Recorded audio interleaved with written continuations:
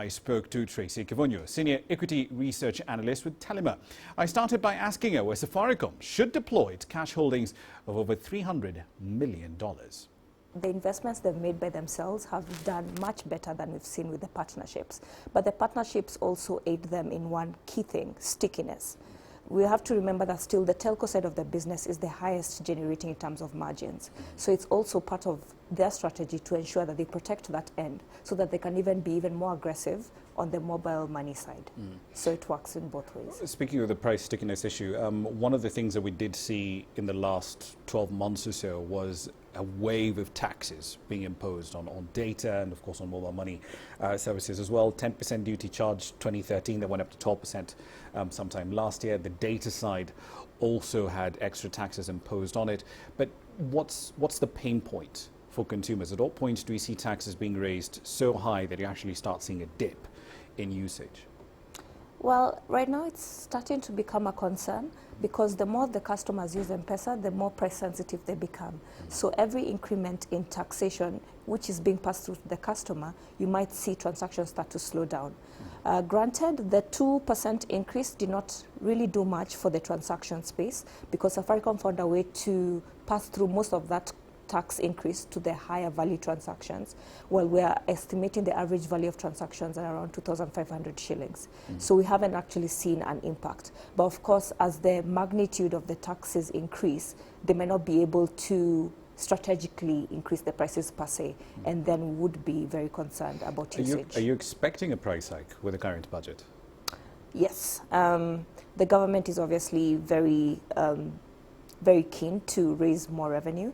There has been discussion on increasing the corporate tax rate, but also mobile money is still one of the least taxed sources of revenue in Kenya, so it's still under risk in my view.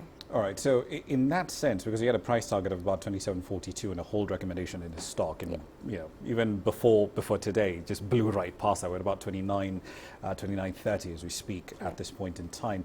What's your investment case? What's your outlook for Safaricom, at least towards the end of the year?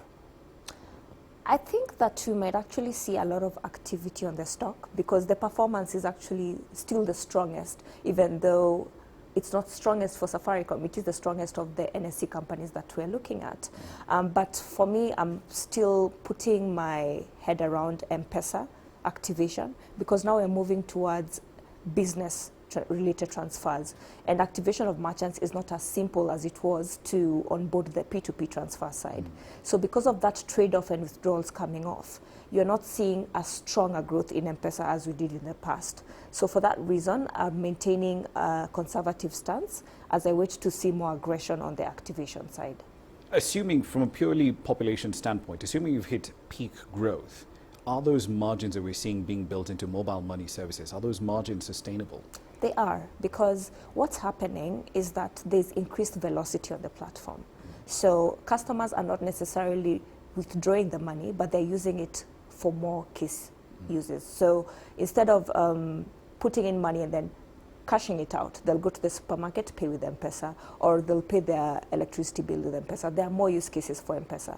And when that happens, agency commissions are not paid out. And that's why you're seeing that margin expanding because there's more money circulating in the system for them. So the way I see it, as long as they continue with that velocity, the agents' commissions will come down and airtime commissions also come down as customers top up via M-Pesa instead of going to get scratch cards.